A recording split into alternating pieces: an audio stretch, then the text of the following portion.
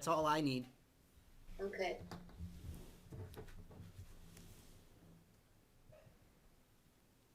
Now what I do? All in user 3, all in user 4. Okay. And we don't need a quorum of the advisory, right? They don't ever have to show up if they don't want to. Okay. Should I enable chat? You could chat. Yeah, if you want. People can send you messages, will it?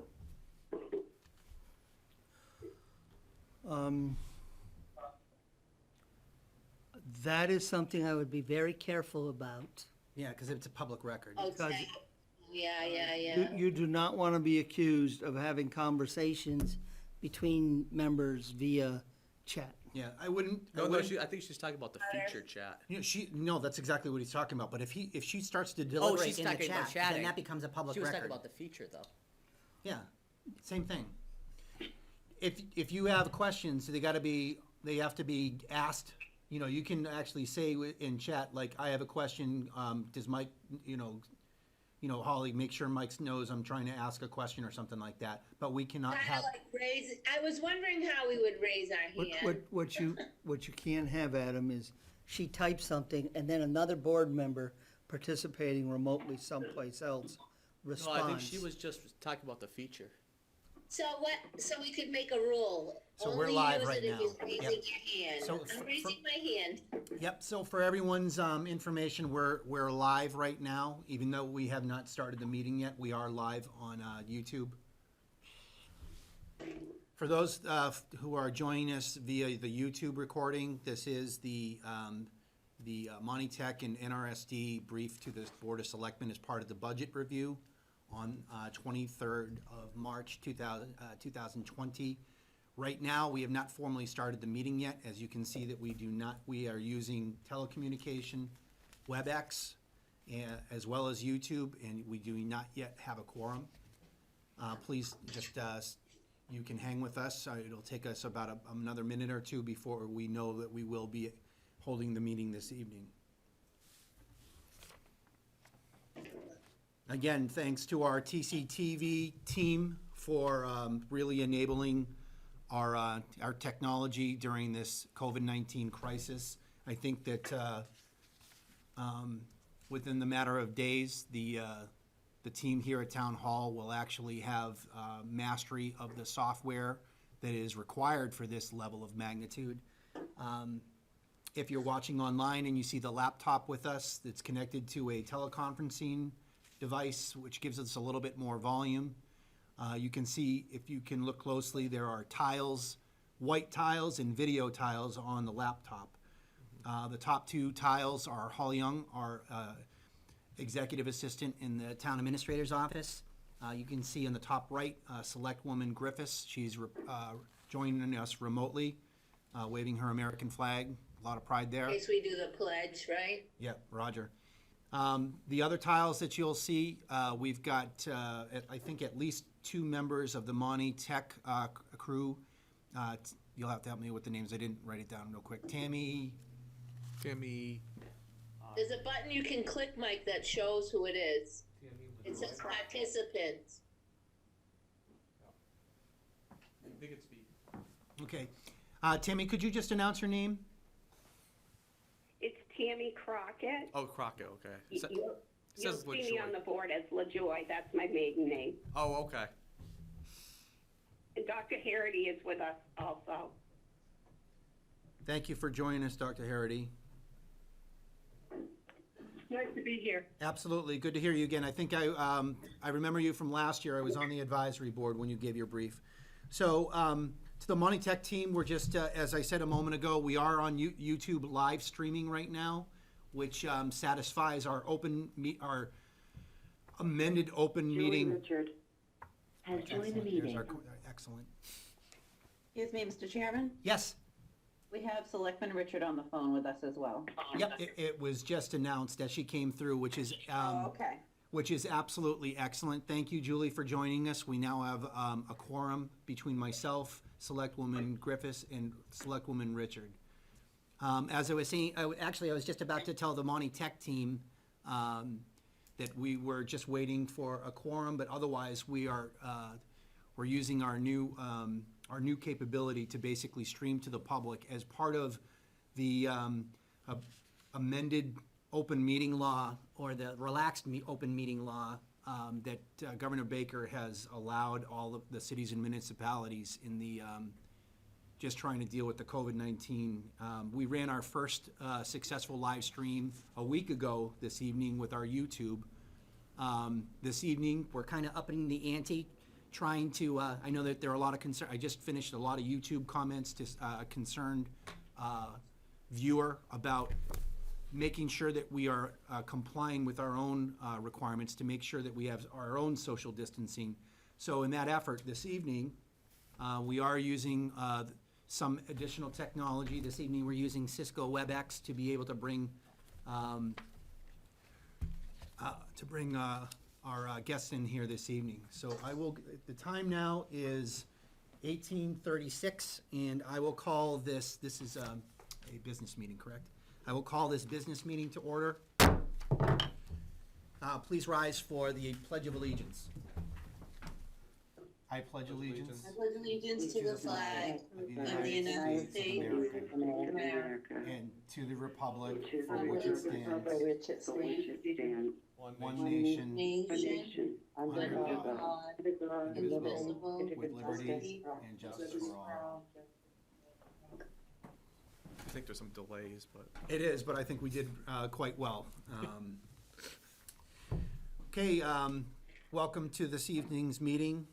On our agenda for this evening, we have the budget review from Monty Tech, and with us we have Dr. Harity and Mrs. Crockett with us from Monty Tech. They'll be briefing first this evening. We had planned on having NRSD this evening, but I think we're also not. I'll speak to that. Okay, when we- roger that. when we get to it. I understand. I think that's really our agenda items for this evening. Adam, are you kicking us off? I think if we go into the Monty Tech and get those folks to have what's left of their evening, then I can speak to the NRSD, and we had warrant review as well tonight. Okay. And before Monty Tech, I give the floor over to you. I know that for many meetings, we've just tried to make sure that the public is aware of Templeton's response to COVID-19. I won't go into any details right now, but please check our website. There were several updates posted today.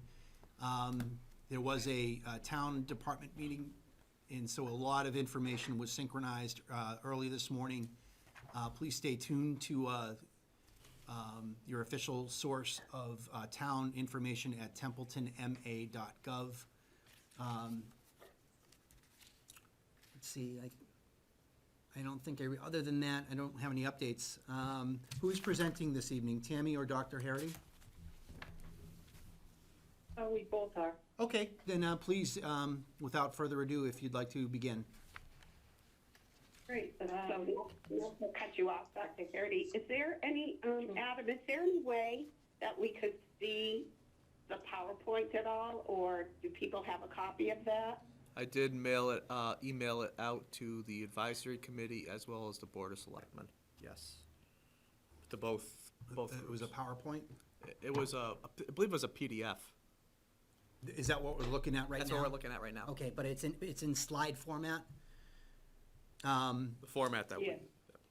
Holly, is there any, is there? I have the slides up on my laptop here. So I'm going to start, and then I have a few slides, and I'm just going to give you some highlights of what's been happening at Monty Tech, and then Tim will go through the budget.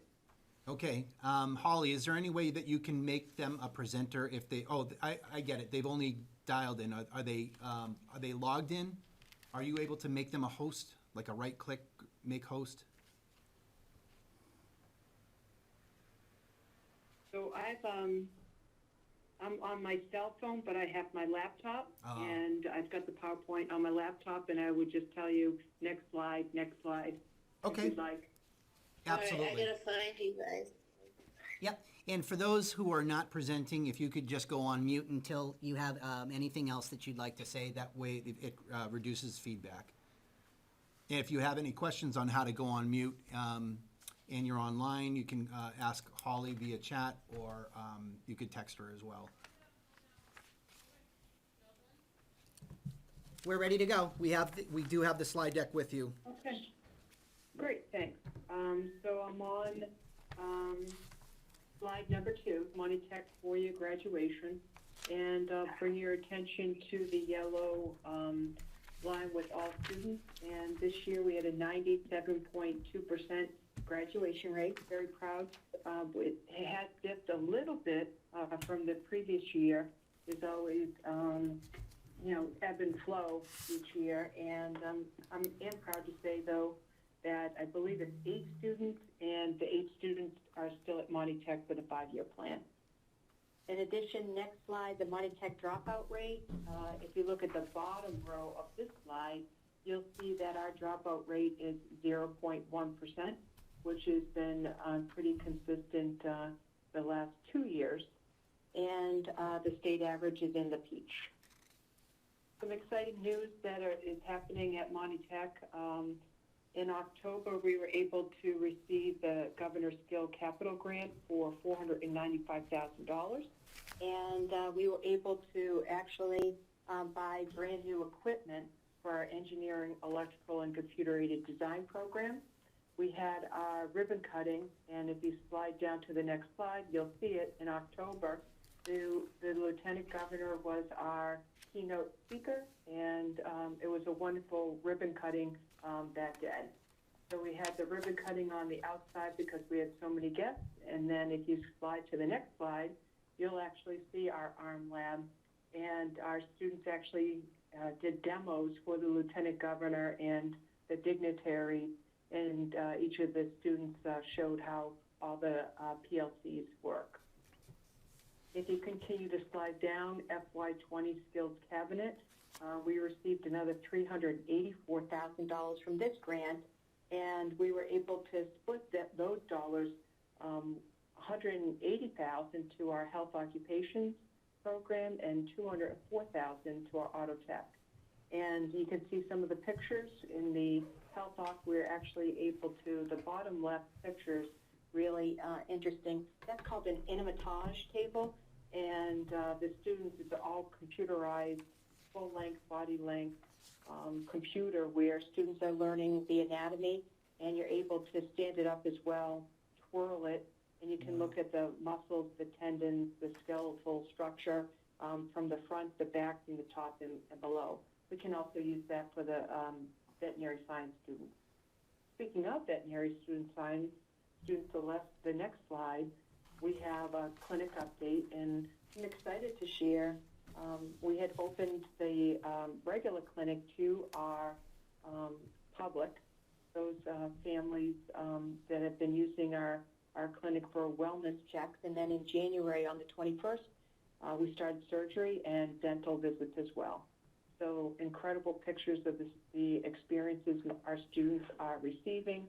They're becoming a vet assistant as they're watching the veterinary doctor. She is actually paid by VCA to be our medical director, wonderful business partner. And they perform surgeries, like I said, once a week. They have wellness checks 3 days a week, and they do dental procedures on Fridays. And that's actually the next slide shows you the schedule in which the clinic is open. Unfortunately now, due to COVID-19, as you know, the school is closed down, and the clinic is as well for the time being. In co-op news, our students are very active in co-op. I'll bring you to the February month, so 1, 2, 3, 4th grouping over. And the mauve color, you'll see in February, that is our 2019-20 year.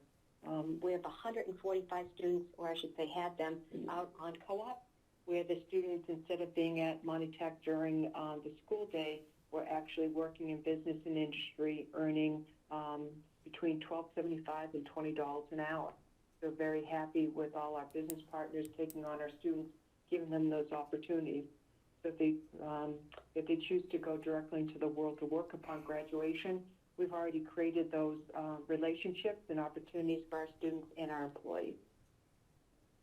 In addition, the next slide is in 2020, every year we have a motivational speaker, and this year we had Erin Grewal as our speaker. And she was incredible. She actually wrote a book with her students called Freedom Writers, and it was a Lifetime movie as well.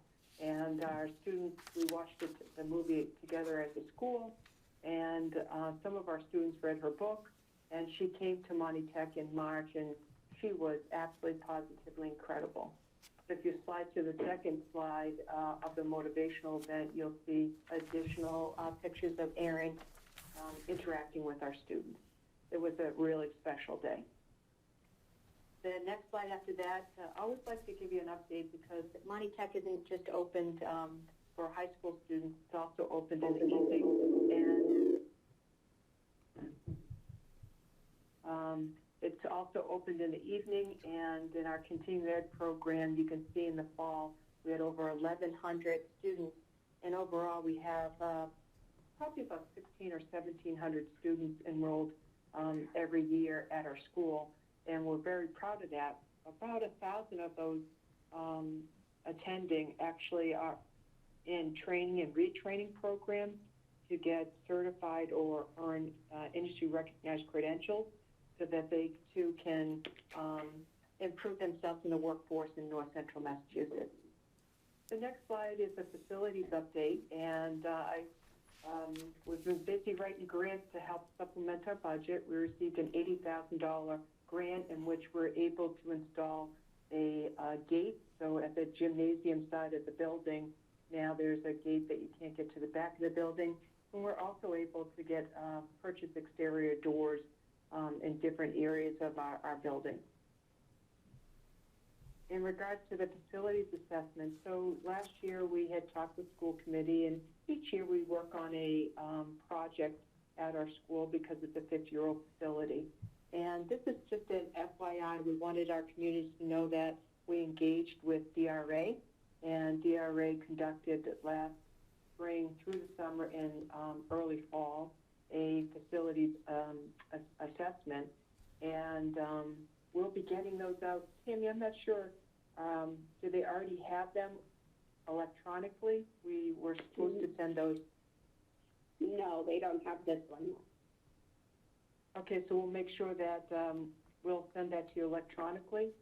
What the DRA assessment about our 50-year-old facility, they broke down, it's over a 200-page document, and they broke down every single thing that needs to be fixed in our building and coded it as a high, medium, or low priority. And you can see through the first slide, the second slide, and the third slide of the items. I'll bring your attention to the bottom of the third slide with all the itemized activities or tasks, as well as the prices. And they earmarked $3,689,000 of high-need priorities for Monty Tech that is recommended we get it done in the first 1 to 3 years.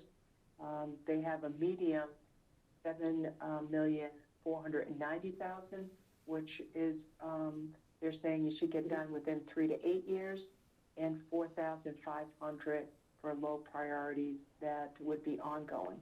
They also gave an estimate if we were to renovate our building, it would be 113, it's the number right above it, 113 million, and if we were to build new, they estimated for a 320,000 square foot facility, it would be 160 million.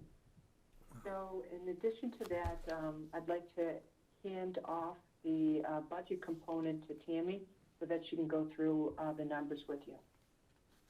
Thank you, I appreciate it, Doc. The low priority. They mean 4 million. Okay, so I am starting with the slide that says FY 2021 House Preliminary Budget. Yep.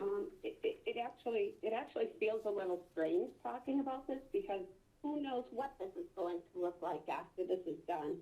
But for now, what we have is what we have. So again, this budget is implemented in the first year of the Student Opportunity Act, which is the government's investment in school funding that they're going to phase in over the next 7 years. And as you're aware, they've put some additional funding into State Aid Chapter 7 dates. Moving on to the next slide, that's called Monty Tech's proposed SOA plan. What DESE wants districts to do is, with their additional Chapter 70 money, which is what they're considering their Student Opportunity Act money, they want the districts to write a plan on how they're going to use that money.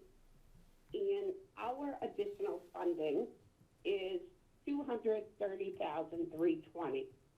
What our plan is that we're going to focus on improving achievement and opportunities for our English language learner students.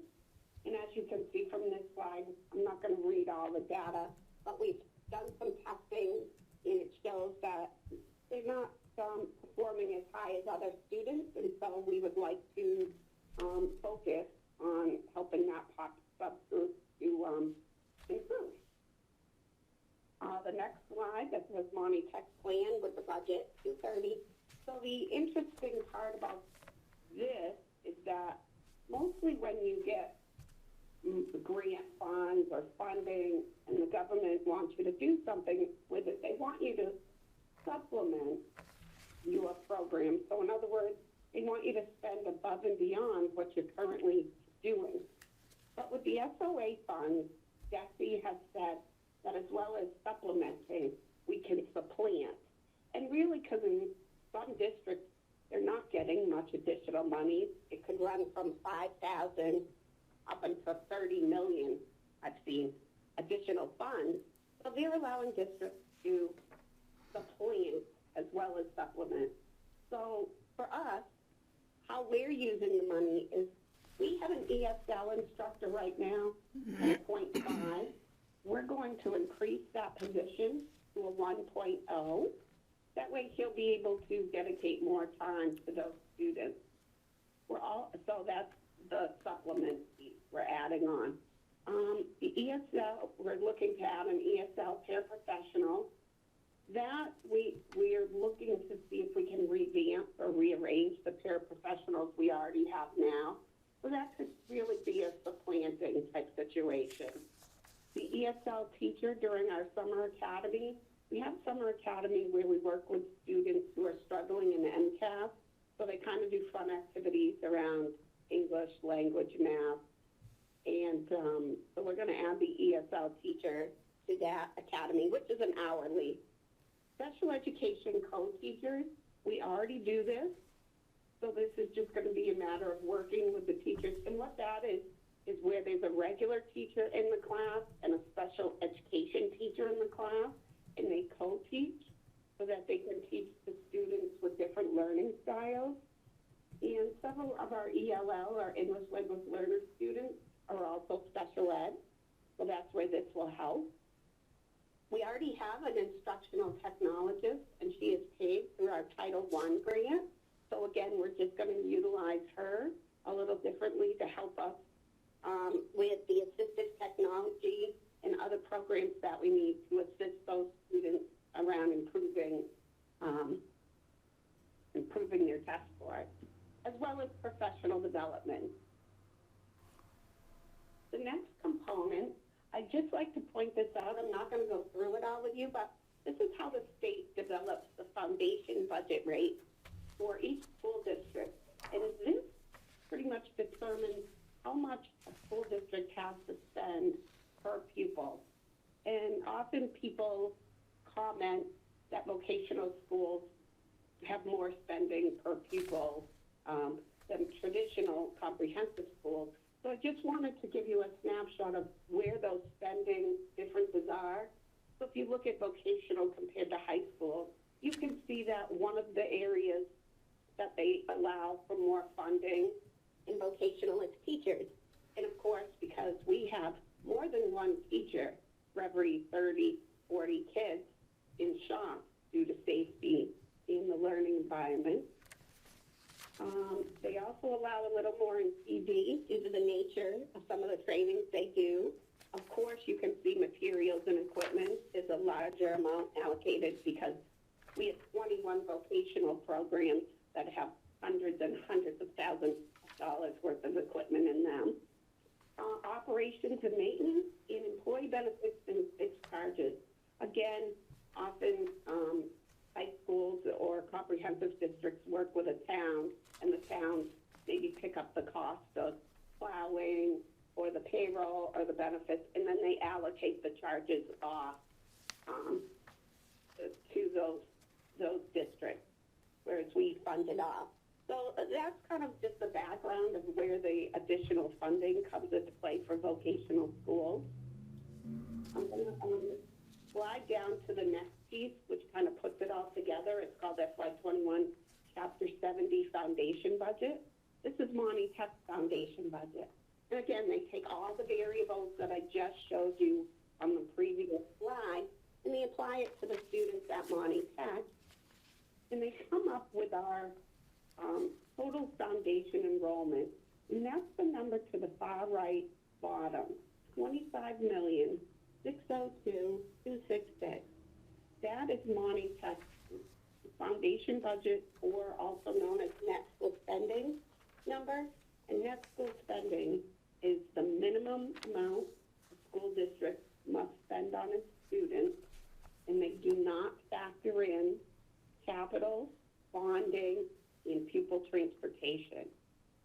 And when you break that out for the students that we have at Monty Tech, you can see that it breaks out to be $17,632 per pupil that we must spend at a minimum for our pupils.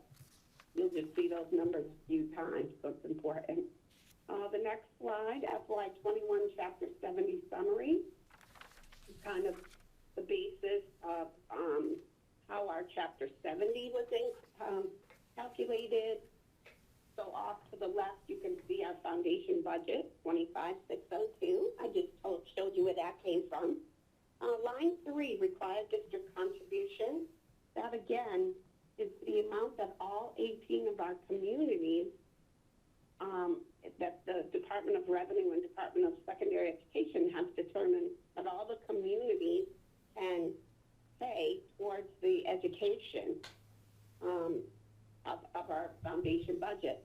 So literally they take the 9.9 million and subtract it from the 25, and they come up with line 4, 15,656,117. That is what we're proposed to get in Chapter 70 state aid this year. And you can see on line 5, that's the increase, and that's the amount we're also saying is equal to our Student Opportunity Act funding. So when you go over to the right, you can see the comparison to FY’20. Our foundation enrollment went down by 22, now to 1,452. Now, just a reminder, definition of foundation enrollment for us is the students that live in our member towns that go to Monty Tech, the students that live in our member towns that go to another vocational school, which is also called school choice, or we have a practical nursing program that is Chapter 74 certified that those people get counted in. So you can see that number for us went down by 22. Foundation budget, we talked about. We talked about the required district contribution in the Chapter 70, and you can see our required net school spending. While I'm on this slide, I just want to point out that during the Student Opportunity Act, a lot of districts, a lot of municipalities, communities felt like we were going to see a large increase and investment in our Chapter 70 aid. But we're finding that in a lot of the regional schools, vocational schools, some of the smaller suburban type schools, we're not seeing as much of an increase in Chapter 70 aid, but yet a larger burden is being placed upon our community. So our net school spending went up by $572,000. but our chapter 70 only went up by 230,000. You can see almost 342,000 of it is getting put back on our community to fund that increase.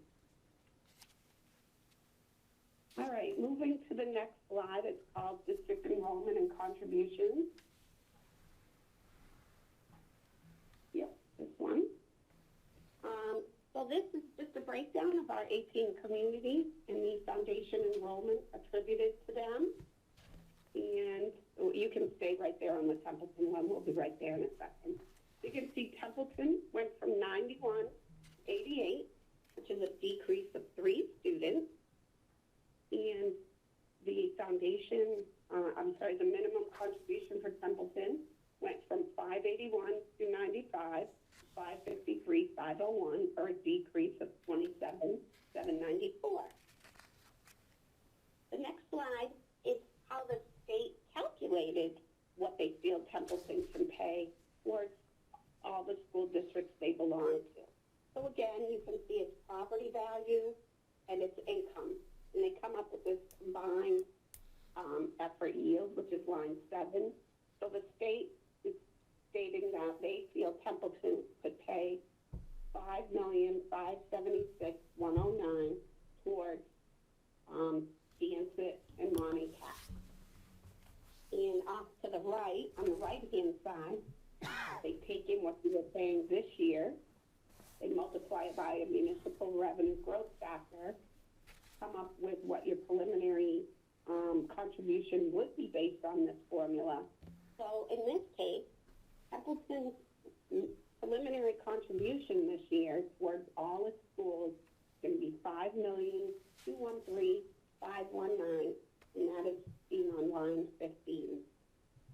How that number is getting apportioned, how that is getting apportioned is on the next slide. You can see how that's broken out between Narragansett and Monty Tech. So the top half of this is just what you're currently paying in FY'20. The bottom piece is how they help, yep, that's the slide, is how they apportion it.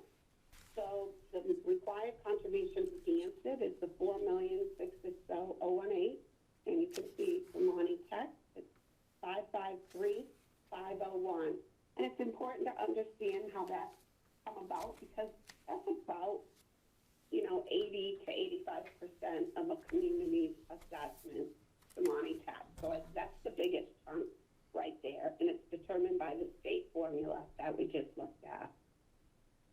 The next slide, titled Fiscal Year 21 Budget Summary, is our proposed FY'21 budget summary. So again, going down the line, you can see our net school spending, which we've talked about. Transportation, that's our contracted buses, 30 buses. You can see that's going up by 5.4%, or 107,000. Yep. The next piece is our above net school spending. We're proposing to increase that by 533,000. That puts us at potentially 2.7% above our required net school spending. That still keeps us very, very low above the net school spending requirement. When all is said and done in FY'20, we're at about 0.5%. So we're very close to in danger of not meeting our net school spending requirement or being right at it. And you'll see where we've shifted funds to do that. The next piece is the capital budget. Increase that by 55,000, and you'll see the capital improvement plan in a couple of slides. Vehicles, decrease that by 25,000. And our bonds have matured as of this fiscal year, so we no longer have those. If you look at the bottom on FY'20, where it says line 4, net bonds, you can see that that's a net savings of 240,000 because we were still getting the SBAA. So we put that towards our net school spending requirement. And with all of those changes, you can see that our budget, our total budget increase is 54,663 or 0.19%. The next, going down, again, we've looked at our Chapter 70, our required minimum contribution. Going down under transportation and other, you can see we're applying all the transportation aid that they said we're getting this year. We also are applying funds. We have a revolving regional transportation fund, and the state put $50,000 into that fund recently because they had additional monies the state did from FY’19.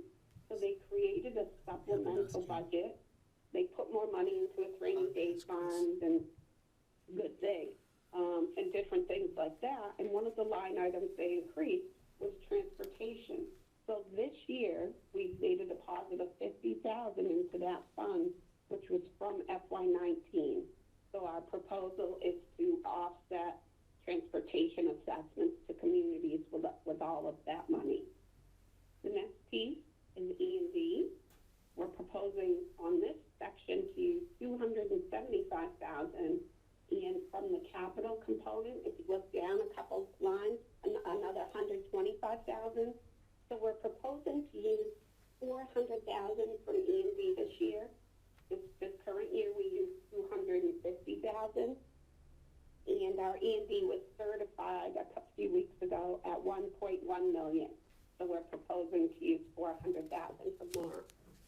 So bringing all those numbers down, it totals out to a total assessment of $11,197,458, or a 4.69% increase in assessment. And again, most of that comes from the fact that the state increased the required contributions of communities by 3.56 to start with. The next slide is student enrollment and school attendance children. Again, this is just how a community's assessments are calculated. Operationally, on the left is the number of students who have enrolled, and on the right, for capital purposes, is what we call your school attending children number that I get from your superintendent of schools. So you can see that. And the next slide is just those numbers broken out percentage-wise. And then going to the next slide called community assessment, you can see the different communities. So starting in the left, we have the community, their FY’21 foundation enrollment, and going across to Templeton, the line in the column in blue for the foundation budget 1551653. That is literally the 88 students for Templeton times the 17,632 per pupil we saw earlier for spending. That's how much we have to spend of our foundation budget attributed to Templeton.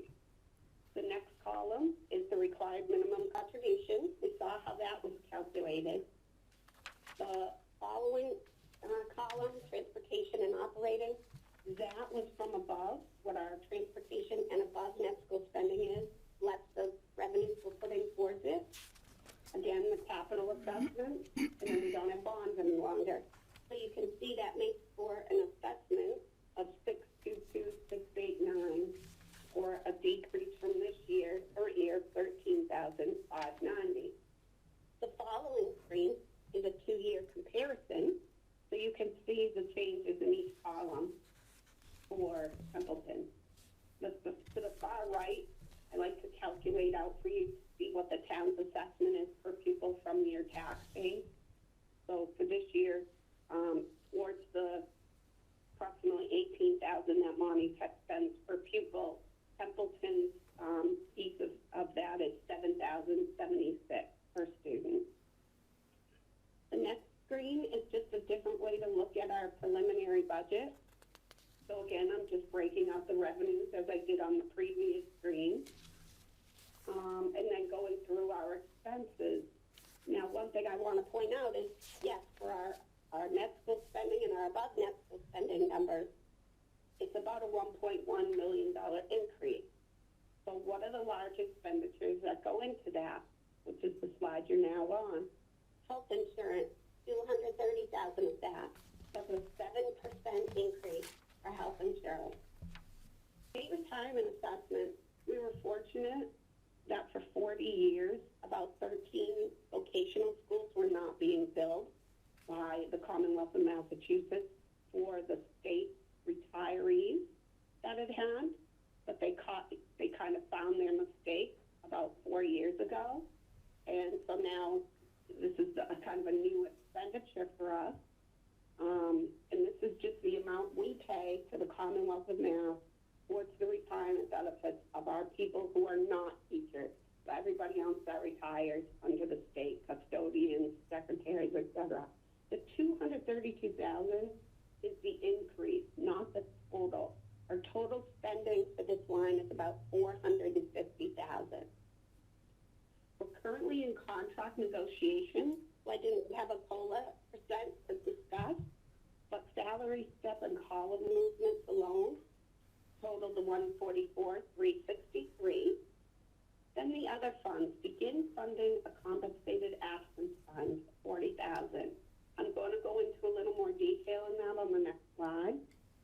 And then below that, begin funding the OPEB liability fund, so other post-employment benefits. We're kind of behind the times, I feel. We are just in the process of establishing that fund, starting in FY’21. And we're proposing to put 10,000 into it. And our technology, we're in the process right now. We were going from purchasing technology every year when we have excess funds to leasing technology because it changes so rapidly. And every couple years we were making a large investment, and we're trying to flatten those ebbs and spikes out by leasing our technology. So last year when I presented, we had a spike in technology of about 250. That's why this year it's only 94,000 because we're flattening. I don't want to say flatten the curve because it reminds me too much of what's going on, but we're flattening the increases for the technology. I already talked about this budget proposes increasing it by 0.5 FTE and then other considerations that were built into the budget. So the next slide. Tammy, can I just ask a quick question? Of course you can, yeah. Those, when you say begin funding, those are your initial contributions to those line items? Yeah. Okay, understood. We do not currently have these two accounts, and it's to start them. So the compensated absence fund, otherwise known as sick leave buyback, or we have enhanced longevity payments. Our current liability at June 30th is $445,000. We don't intend to put all that money into the fund because we budget for it as we go annually. But the auditors made a recommendation that we put some funding into it so that we recognize that we have a large liability each year for this account, so that if we do have a spike in retirement or staff leaving, that we do have the funding to cover it. So that's what that fund is, and I know you are more than well aware of what the OPEB trust funds are. Our current liability as of June 30th, you can see it's $39,093,243. Obviously, we're just budgeting to put a $10,000 into that fund just to start it and have the fund on the book. The next slide is called Summary by Function Code. So this is a snapshot of where the spending changes are occurring. And you can see the largest increase is under the teaching services, which is where it should be. That's our largest increase. Then we have, in other sections, we have the pupil transportation, and again, that's contractual. And then as I discussed earlier, health insurance and the state retirement assessment. You can see that section in the 5,000 is another large where we're seeing the increases. The next slide is a breakdown of our capital and vehicles replacement plan. And as Dr. Harity pointed out before, we're strategically making changes or improvements to the building because we know from the facilities assessment that there's a lot to be done, and we want to put good money after bad. No. So all of our capital replacement plans are very strategic. So you can see here, replace culinary entrance. It's where you come in, it's where our bakery is. It's leaking, so that's a safety issue that we have to fix. Our generator is the one that's original to the school building, so it's 50 years old, and it's kind of starting to fail. The next two items, engineering shop air conditioning and graphic communications, dehumidified tempered air. Both of those shops do not have the AC in them, and it's wreaking havoc in the engineering shop on the thousands and tens of thousands of computers that we have in that shop and electronic equipment. And then also in graphics, it's not conducive for their shop. Their paper is curling, their machines aren't operating appropriately. So we need to get those shops, the HVAC units, upgraded so it can handle those. The other component is classroom upgrades. And Dr. Harity spoke to you earlier about all the grants we received last year. Well, with that comes a lot of, like our automotive shop needs its school crib upgraded. It needs a little bit of its classroom space upgraded to accommodate what we've been getting for the grant. So that goes with that. Is that more like technological upgrades to the classrooms than anything else? Did you say technological? Right. Like different projectors, like audio visual type stuff? Well, in some aspects, and Dr. Harry, correct me if I'm wrong, it's actual physical. Okay. Like the automotive shop. So, Yeah. especially, I don't need to jump in, but when we buy certain, or we are able through grants to get all this brand new technology, now we have to update the infrastructure so that it can support the machines running. Understood. Yep. So, yeah, so it could be wiring, it could be, to your point, those technology pieces too. Right. Thanks, Sheila. And then, yes, and then transfer to stabilization fund, 45,000. Again, we're trying to build that fund slowly, steadily, so that we can contribute towards repairs and maintenance on the school. And you can see the balance currently. And then vehicle replacement, we're proposing to replace a bus, which is 10 years old, with a trade-in, and our maintenance, one of our maintenance vehicles that does the plowing needs to be replaced, and again, with a trade-in. The next slide is, I like to point these last two slides out because I like for you to see how we're doing compared to other schools. I think it's important just to have a gauge.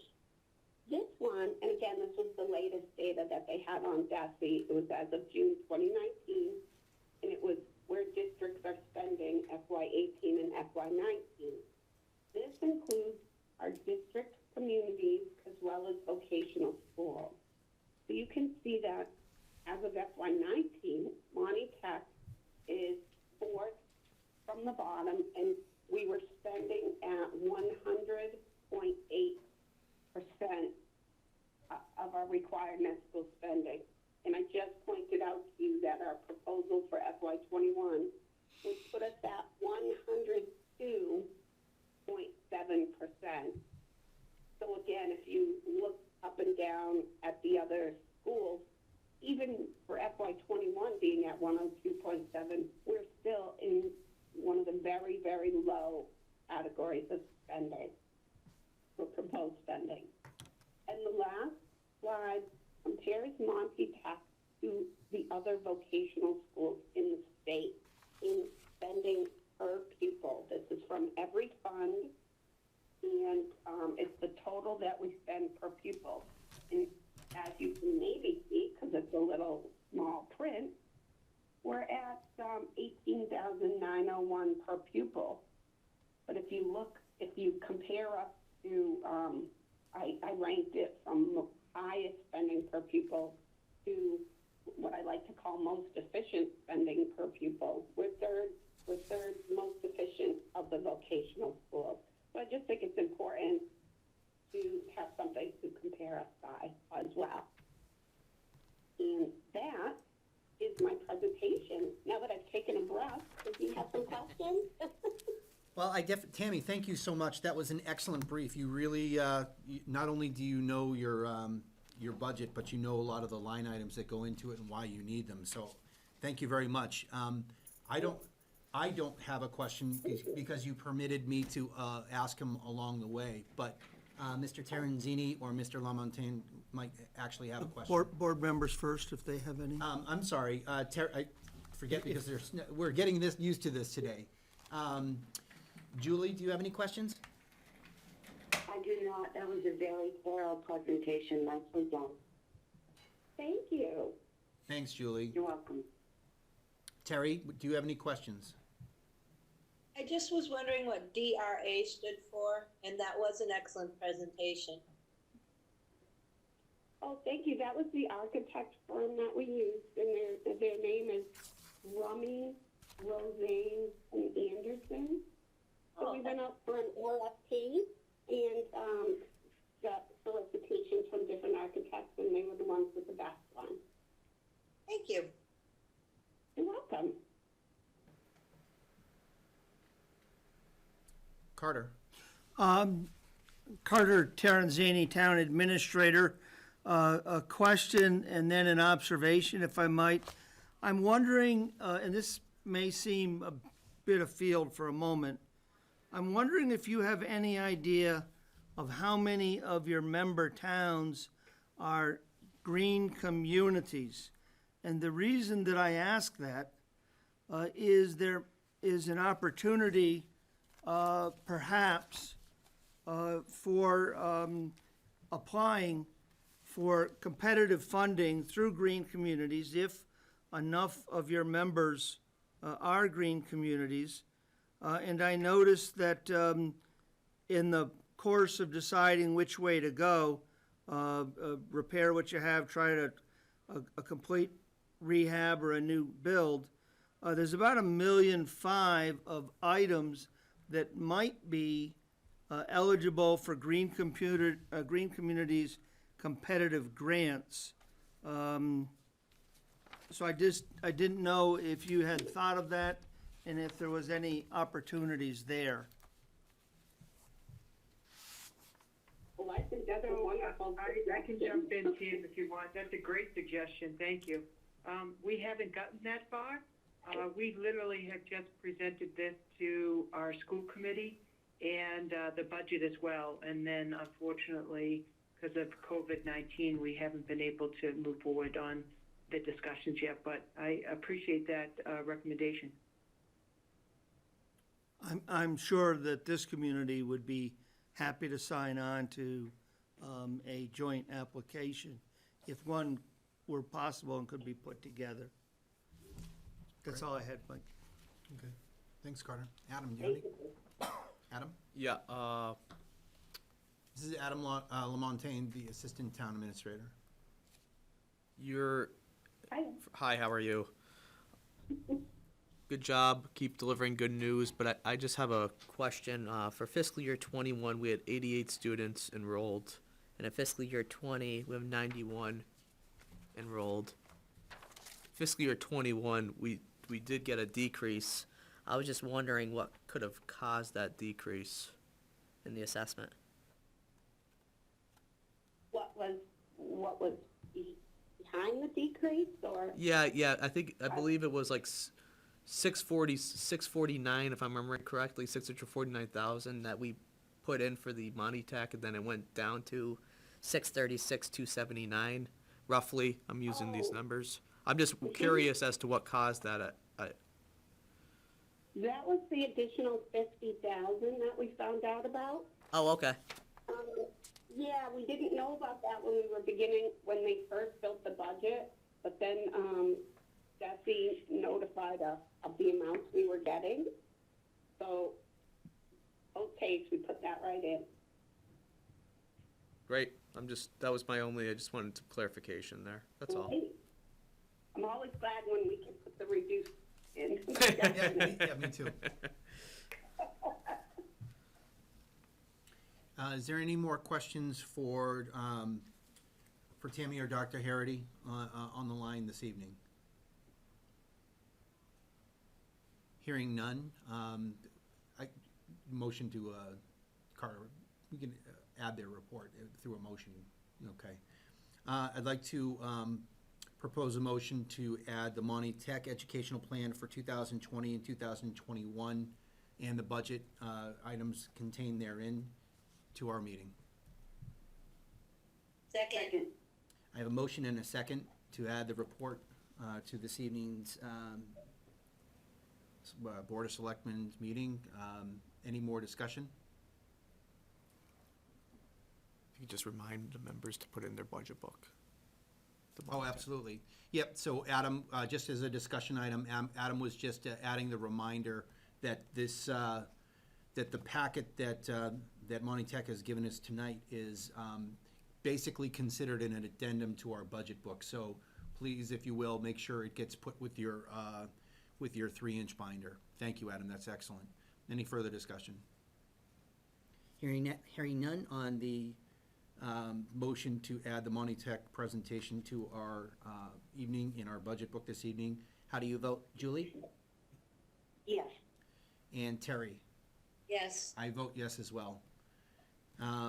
Dr. Sheila Harity and Tammy Crockett from Monty Tech, thank you very, very much for joining us this evening in our improving format. I'm glad that some of you were following along. We did actually get the slide deck up there, which was nice to be able to offer online. But again, drive safely if you're anywhere where you need to drive, and thank you very much for joining us this evening. Well, thank you very much for allowing us to call in. We appreciate it. Thank you. Have a good evening and be safe. You too, thank you. Thank you, you too. Mr. Chairman? Yes. I just Sheila wanted- Harity. Has left the meeting. I just wanted to note that I did put the presentation on with the meeting posting, if anybody wants to go in and see it. Yeah, the presentation is where, Holly? It's on with the meeting posting on the Okay. website. Oh, perfect. Yep, I think we'll wind up having multiple places where it's actually going to be. So if there's any cause for question or otherwise in the beginning of the meeting when we initially didn't have the slide deck up, that was really just a technological oversight. We're getting better with the process, and we actually did get the slides up there. So like Holly said, that the slide deck is a PDF, and it'll be in a couple different locations. Thank you.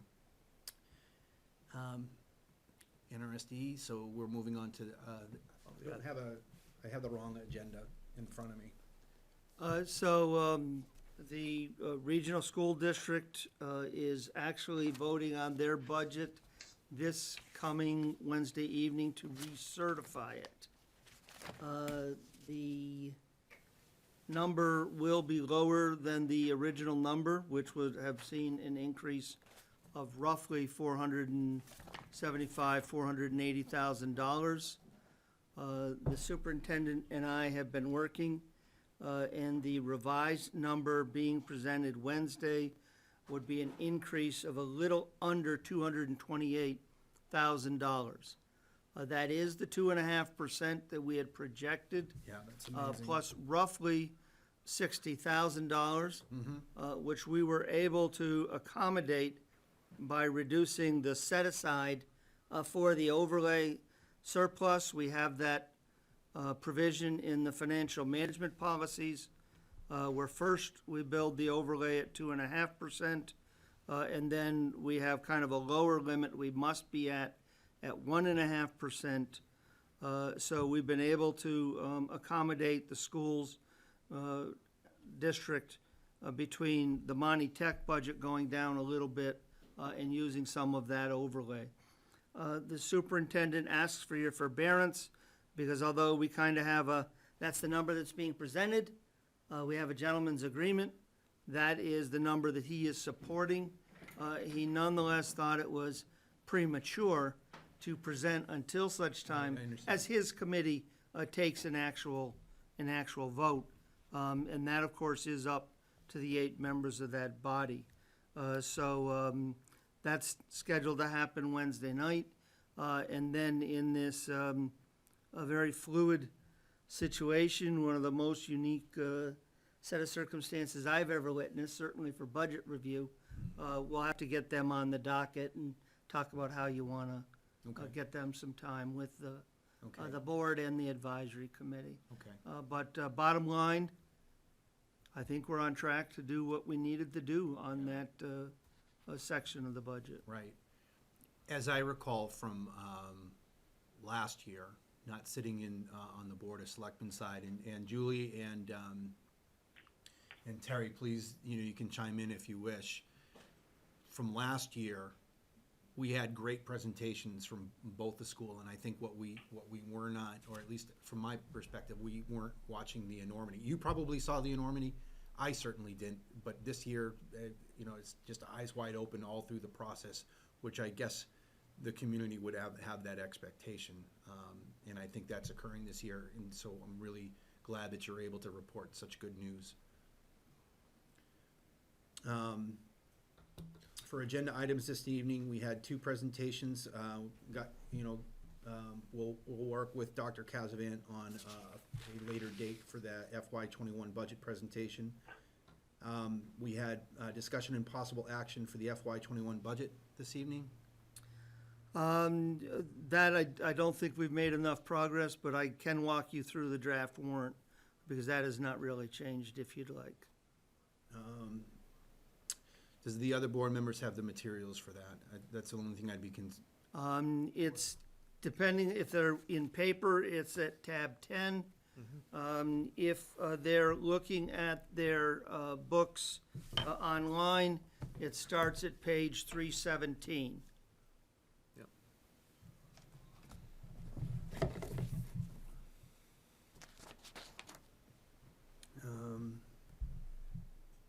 We're about an hour into the meeting. I think we could probably, we don't have Jeff with us this evening, but we have a quorum, Jeff or Diane. Any input, Julie, Terry? I have it online. I don't have it in paper, which I prefer, but that's okay. Okay. Yeah, more on page 317. Significant effort to go through it tonight, or something we can delay until Wednesday? I think if you could allow me 10 minutes, I could burn through it and maybe get some Yeah, let's, thoughts flowing in sure. people's. I think that's a great idea. I think that's a really good idea. Wednesday's a business meeting, so nothing's on the schedule for Okay. Wednesday night. So Article 1 is, unfortunately, again, we have one vendor who is just perpetually late with his bills, some from the cable fund and someone from buildings and grounds. Article 2 is the supplemental budgets that we have each year. We've had ongoing litigation. The Veteran Service had a very modest growth in the client census.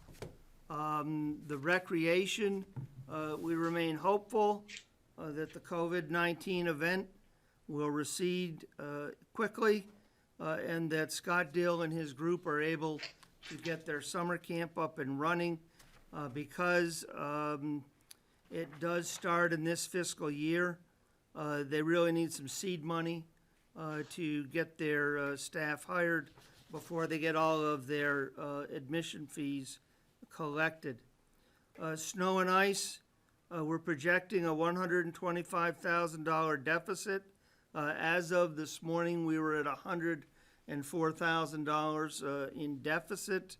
We're certainly hopeful that tonight's event is the very last one, but the articles and items in the supplemental are always a little bit fluid right up until we adopt the actual warrant. At this point, I do not anticipate supplementals needed for the COVID-19 event. Between the operating budgets and a robust reserve fund with the advisory committee, it appears that we have a good potential of being able to get through the event within our normal and ordinary operating budget. That, however, will depend wholly Yeah. on how rapidly this escalates in this community. Right. This time last week, we weren't thinking that we were gonna have a quote-unquote shelter in place, so it changes daily, so, but that's still good news that we're able to look at it from that perspective. Article 3, as you may remember, that last year at the special meeting, the town meeting granted the selectmen the authority to reduce the operating budget. When that was presented, however, it was presented as technically a cut to the school district budget. And so the Department of Revenue has required that we appropriate the sum. This is essentially a bookkeeping issue because they put our general fund budget in its entirety. We cut it, that 71,000 and change. And we put the school district in the 71,000 and change below what was actually budgeted. So we shared with you that letter last fall. These monies are not actually being spent. They're cleaning up this discrepancy or difference in means of accounting and will actually flow back to free cash upon July 1. Article 4 is the consent agenda, where you accept the reports of town officers, accept the reports of town committees. You set the annual spending limits of the revolving funds. The plumbing and gas inspector fund is up. Activity is up there substantially. And we are proposing a substantial increase in the community services fund as an outgrowth of the additional services we anticipate them offering coming out of the Westfield University report that was presented in December of 2019. There is one new addition, which we did speak of at the fall town meeting. Annually in the fall, you get a small appropriation from the Transportation Network Community Fee Assessment. The first year it was $12.30. Last year it was $31.50. It has to be appropriated at a town meeting. But without knowing how much is even going to be received, at the annual town meeting, we can make it part of the consent agenda to appropriate such sum of money as may be received. And then when it comes in the fall, it's all done. We don't have to have a special standalone article each fall. We're on page 319 for those who might be following along, both on Facebook Live or on WebEx. Article 5 is to establish a demand fee under Mass General Law, Chapter 60, Section 15. The current fee was adopted about 15 years ago. It's set at $10. It has not proven to be a incentive to people, and so the text is in the book. I won't belabor it, but the request is to go up to $15. You can actually go, I believe, as high as $30, but the treasurer's looking for a modest boost, hoping that that will prove an incentive to payments. How long did you say it was 10? It's been 10 for quite a while. I believe it's close to 15 years now, Okay. and I think it's in the actual text, and I'll get that information out.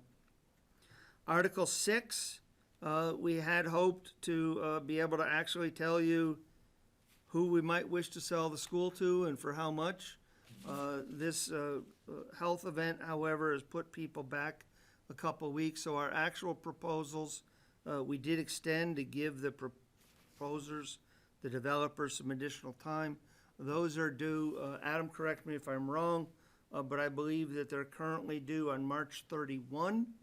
And we have a review panel set up, which meets 7 days later.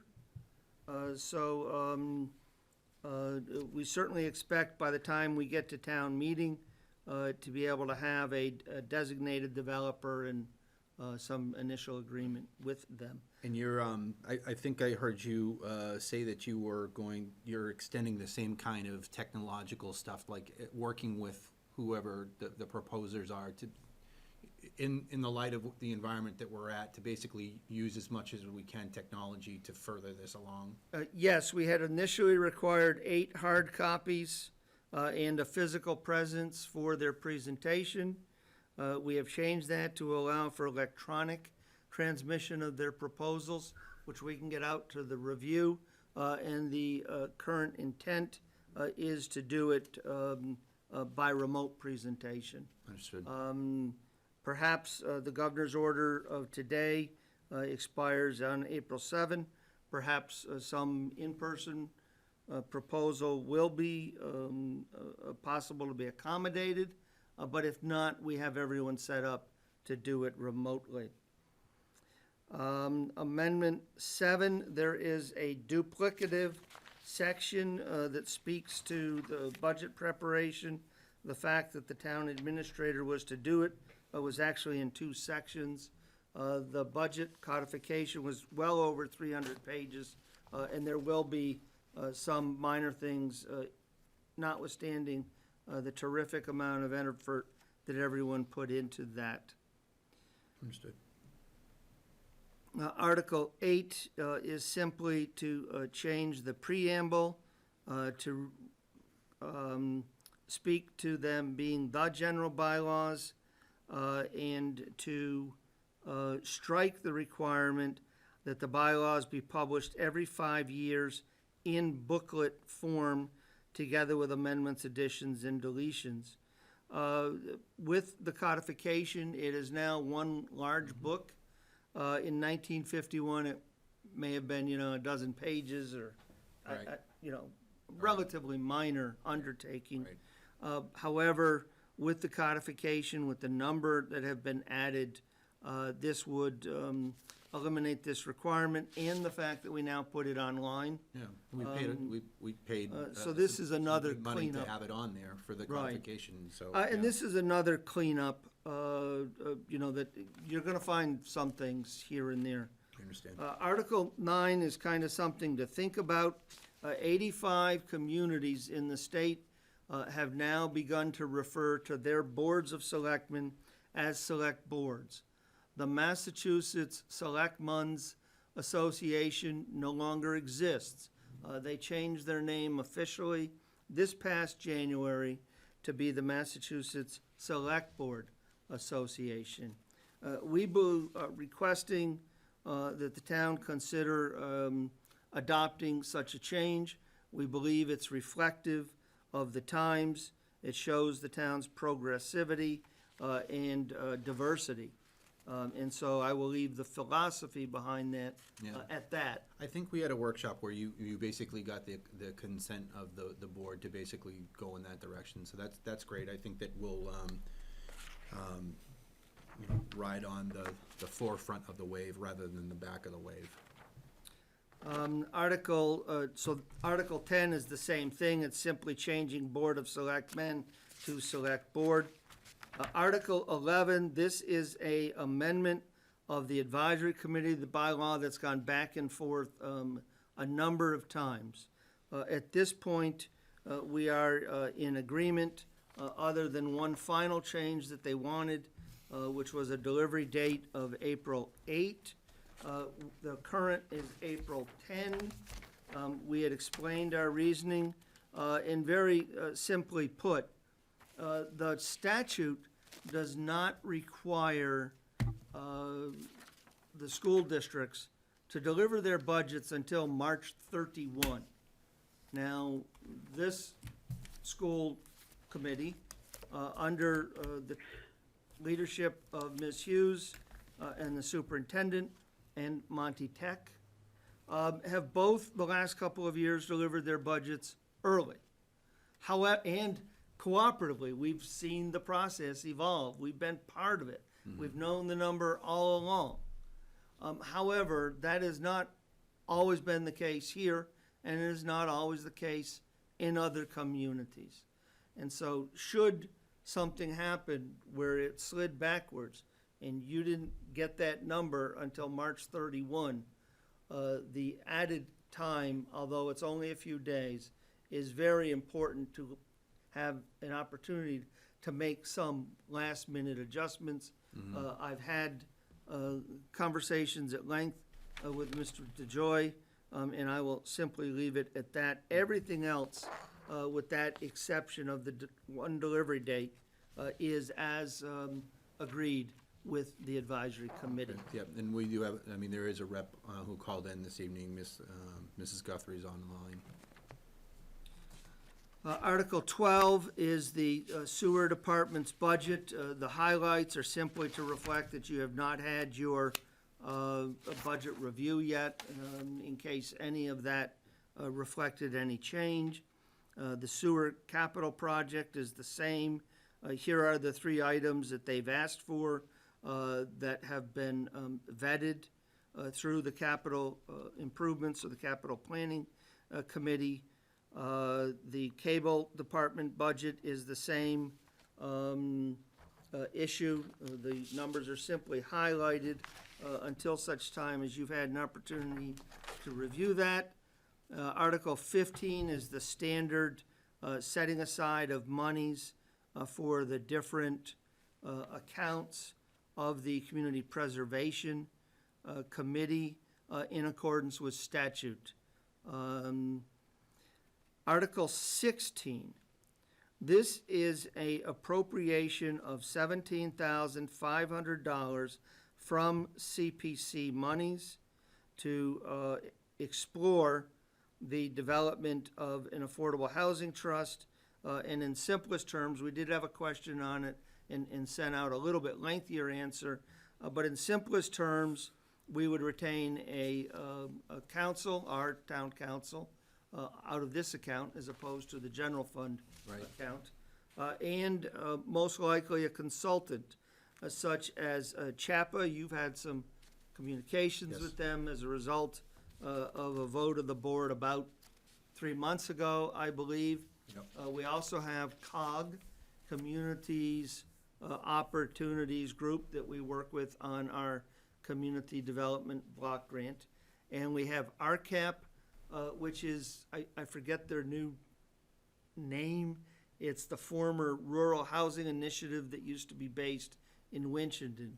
So we have three nonprofit planning and consulting firms that could work with us.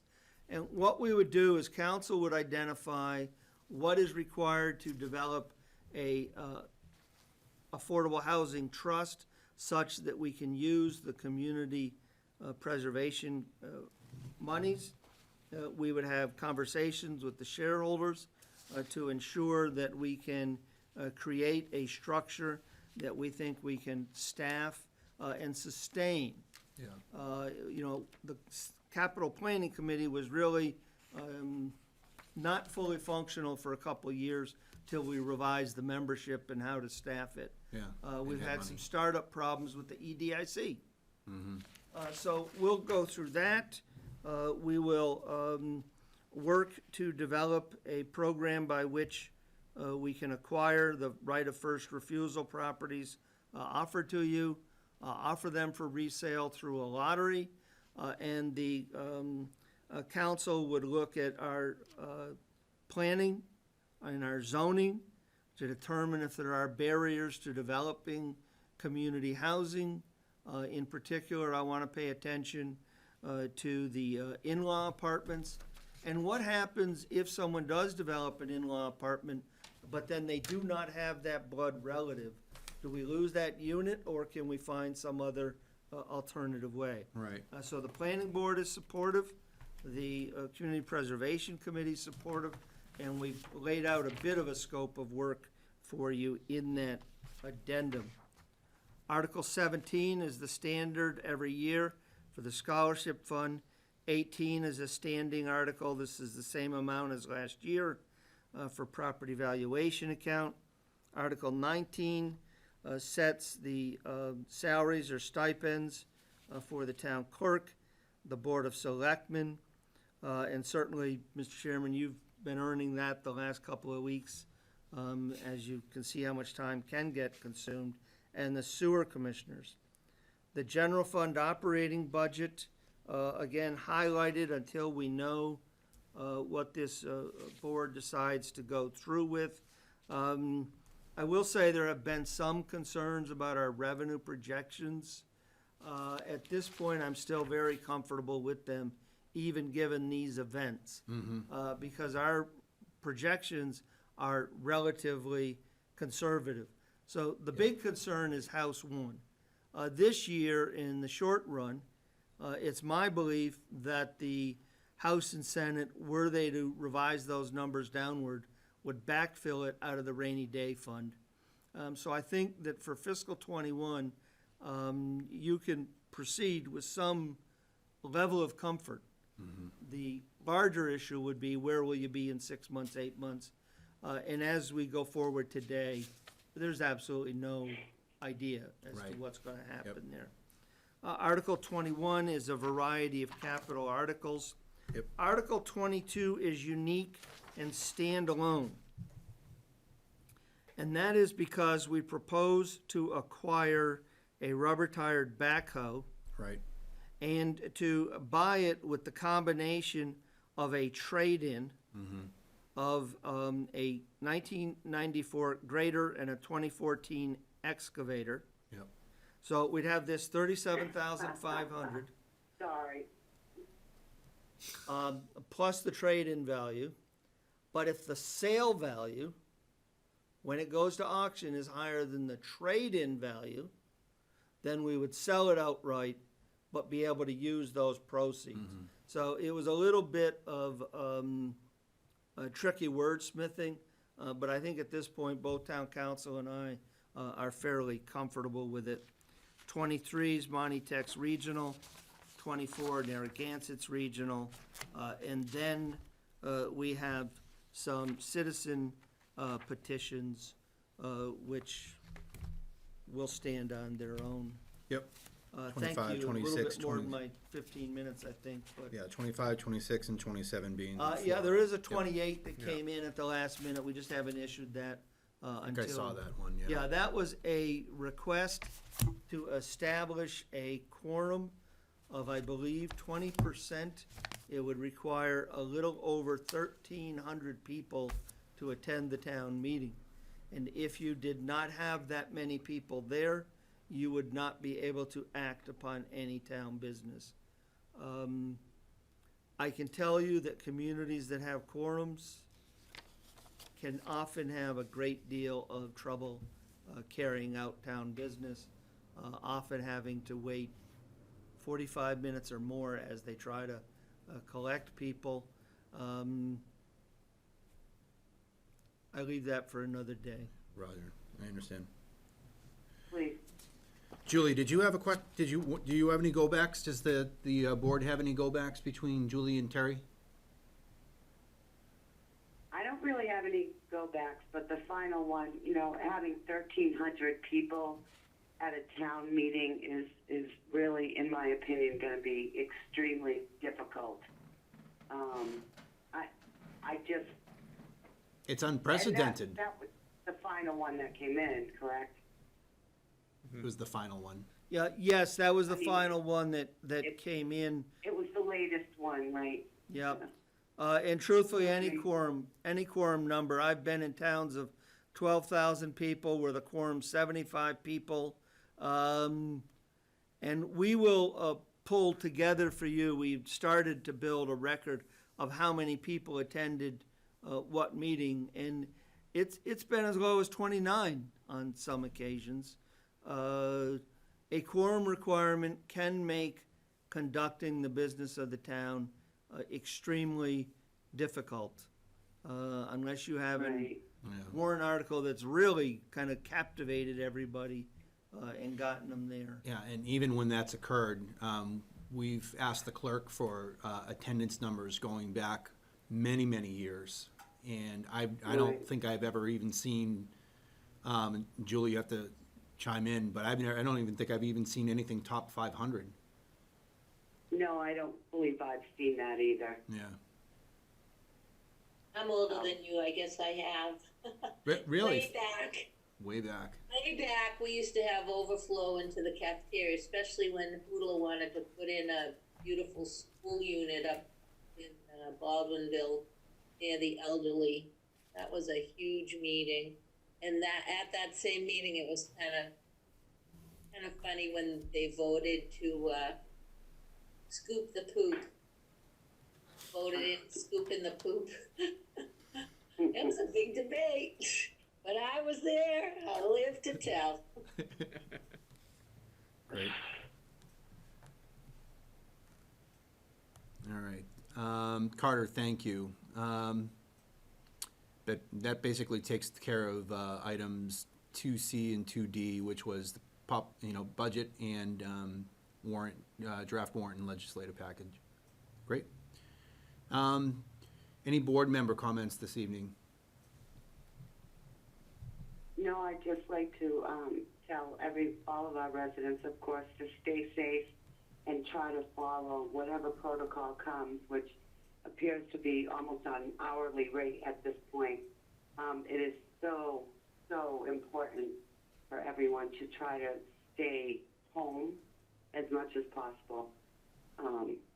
We're doing our best at state level, and I'm in the mental health field, so, we're just going above and beyond, and just to encourage all of our residents of the towns to please try to stay put as much as possible. Thanks, Julie. Terry?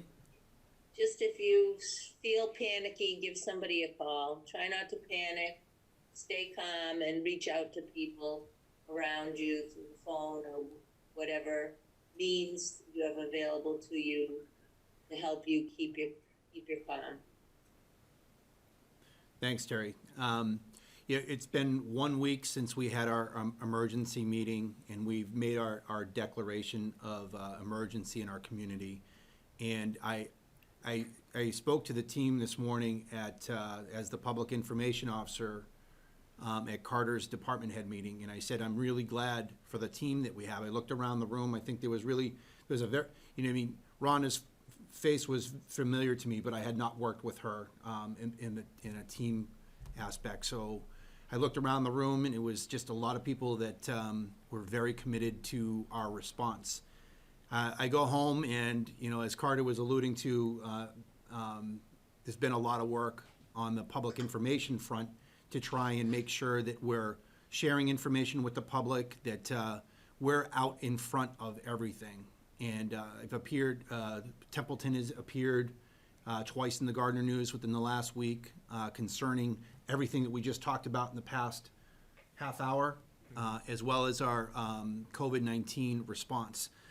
I did see some, from the comments from our first live stream on YouTube, I did see there was chat comments that occurred during the meeting that we're actually able to answer, and I've actually got the chat open right now, just in case we got any any questions along the way. They're closed for right now. Don't try, because we're under board comments now.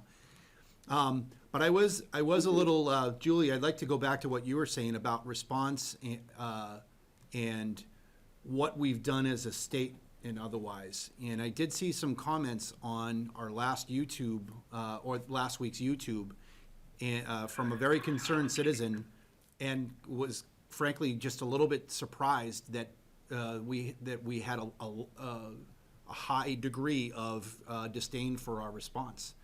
I have to say, I think that everybody reacted ahead of the curve, looking at all of the emergency declarations across the state. Our own emergency director had been on for weeks prior, listening, or at least 2 weeks prior. Adam, you were in almost every single one of those telecons, to remain aware of the situation, to basically gauge what our risk level was within the state. Our emergency management director, who is he drove right back up from Florida to make sure that he's here to man the EOC, which the EOC is actually open, not manned 24 hours. We're in partial activation, much like the state. But I did wind up answering back some of those concerns on the YouTube, very professionally, just with they were. I think that the sometimes the response in the community, because we use social media a lot now, is that they want quick answers back. No, we did this. No, we did that. 5 words back, like a thumb, basically a mad thumb moment. And I did take the time to Right. basically go through those and make sure that we had exactly what our response was. Maybe the same person's watching tonight, and we'll have more critique. But I have to say, getting information back out to them in a professional way is definitely a function of leadership, professionalism, and intelligence, which seemed to be a little bit called to question in our last emergency meeting a week ago. Julie, any thoughts on that at all? No, I have to commend everyone that's been working on these teams, and I have to commend you as well, Mike, Thank for you. being there this morning. I think that we were ahead of the game in Templeton, and I'm pretty proud of being a part of that. So I really don't have any comments Great. Thank you, Julie. other than that. Thanks. Adam Carter? Okay. I'll entertain a motion to adjourn. So moved. I have a motion to adjourn with a second. All those in favor of adjourning, say aye. Aye. I hear a unanimous decision to adjourn. It is 8:03. We are adjourned. Thank you. Thank you.